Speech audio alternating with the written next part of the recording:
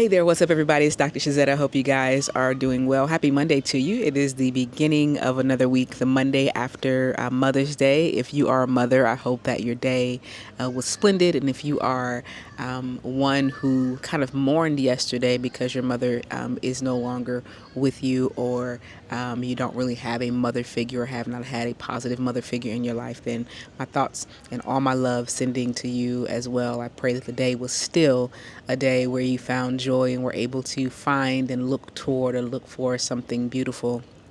But I wanted to share this morning. I was making my cup of morning chai and kind of moving some things around and putting some things away from my adventures over the last several days. And I came across this piece of wall art that I picked up the other day when I was at Goodwill. I took you guys along for the Goodwill journey. And when I was in the home decor section, I found this wooden sign. Now, to be clear, the sign is not necessarily something that fits in with my normal home decor. It's not awful, but it's also not something I would have just naturally picked up stylistically either. But when I paused to read and saw the saying on it, I really decided to bring it home. And I'll find somewhere, even if I have to kind of spruce it up and paint it a little bit. But I wanted to share it with you this morning. I'm not sure if you can read that, so I'm going to read it to you. But it says, I still remember the days I prayed for the things I have now. I still remember the days I prayed for the things I have now. And this really spoke to me and hit me in some deep places. I have not yet gotten to the place where I have shared the fullness of my adult life story with you. I had a really decent, really good childhood. I grew up in a loving family. Some bumps and hiccups and hurts, here, there, or the other. But in terms of my household living situation, I grew up with a loving family, both parents, siblings, extended family, all the nine. But my adult years, in particular, the last maybe 15 or 20 of them have been fraught with many things, and certainly probably the last 10 years have been incredibly difficult for me. And so there were times when I struggled as an individual, and there were times when my household, my husband and I, and then our children, when we struggled, and oftentimes we didn't say anything to anybody. We didn't understand the importance of being transparent. We didn't understand how healing transparent could be. And so we found ourselves situated and held hostage by a culture of shame with regard to struggle. I mean, highly educated individuals, more student loans than we care to have, but still in terms of finances, in terms of relationships, in terms of just overall stability and good health, both physically and mentally and emotionally and spiritually, we were struggling. And we are in conversations about how to share that with you all. And things are by no means perfect, right, in this particular season of life, but things are so much better. There are things that we have dealt with, that I have dealt with over the last, several months that 3 years ago, right, would have totally disrupted our family stability. But even in the last few years where we have weathered some things, some serious transitions as we moved from Texas to here, literally with nothing. I don't know how much differently I can say that, but beginning our fourth year here in DC now, and looking at how, with the passing of time, God has turned so many things around, and God has shifted so many things, and is continuing to turn and continuing to shift so many things around, and God is continuing to heal so many broken places, in our individual lives, in our lives as a couple and as a family, but also financially, but also just in terms of overall stability.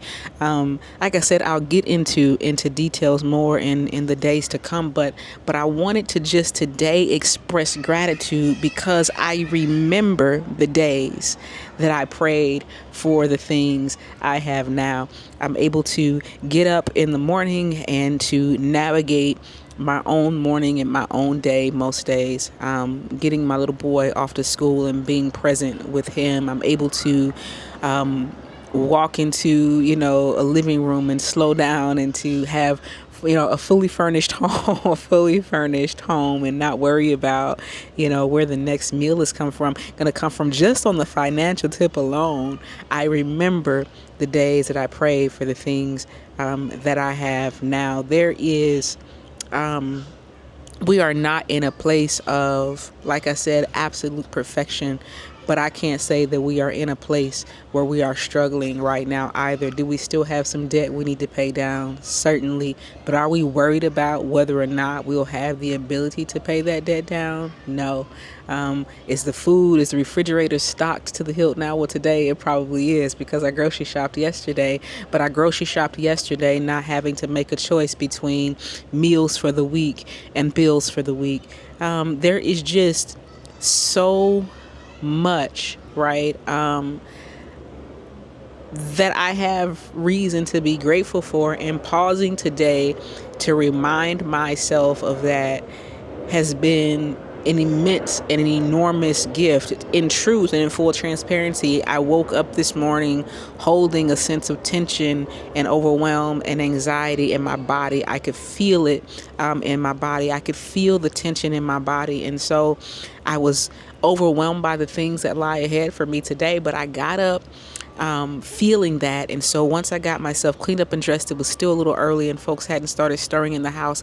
I just went and I sat down in front of one of my typewriters and I took some deep breaths and I just started free writing from my morning journaling. And I realized that it had been a few days since I sat and wrote in any form, and just allowing those things and those thoughts to flow and looking for the root causes of what I was feeling and what I was experiencing in my body. And in that moment, I was reminded that I have both the ability and the authority to allow myself the space to process what I'm feeling, and then to decide based on that processing how I need to handle myself for a given day. And I realized over the last several months that there have been times when I've just not handled myself well, when I've not handled myself with care, when I've not handled my own self with compassion, when I've extended grace to others and denied it to myself. And so I just wanted to share that today, that as I'm resting and sitting in or with gratitude through remembering, right, that it wasn't so long ago that I was sitting in my suffering and doing it in silence and in shame, carrying shame for my own suffering that was suffering not in my own hand. And I remember sitting with and carrying the judgment of others, some real and some perceived, but carrying with myself, or carrying within myself, the shame and the judgment that was placed on me by the perspectives of other people. But today, even though I feel just a little bit, got a lot going on in my mind and on my plate today as I navigate through the work day and prepare for a good week. But I'm reminded today that if I sit in this sacred act of remembrance today, that I can't help but be excited about what is ahead. I can't help but be excited about the possibilities. I can't help but be excited and be comforted in knowing that even when I can't see always 10 steps ahead or even the next step ahead, that God's heart toward me is such that if I'm able to wait it out, that if I'm able to wait this thing out, and if I'm able to take it one day at a time, if I'm able to take some deep breaths when I feel like I've been holding my breath for days, that I can pause in a moment of remembrance to remember, right? That there has never been a time when God has not shown up eventually. And it's the eventually moment, the eventually moments, right, that sometimes stretch us beyond what we believe we have the capacity for. But today and every day that I look at this little sign situated somewhere in my house, and I remember the days that I prayed for the things that I have now, I believe that it will be sufficient to ground me.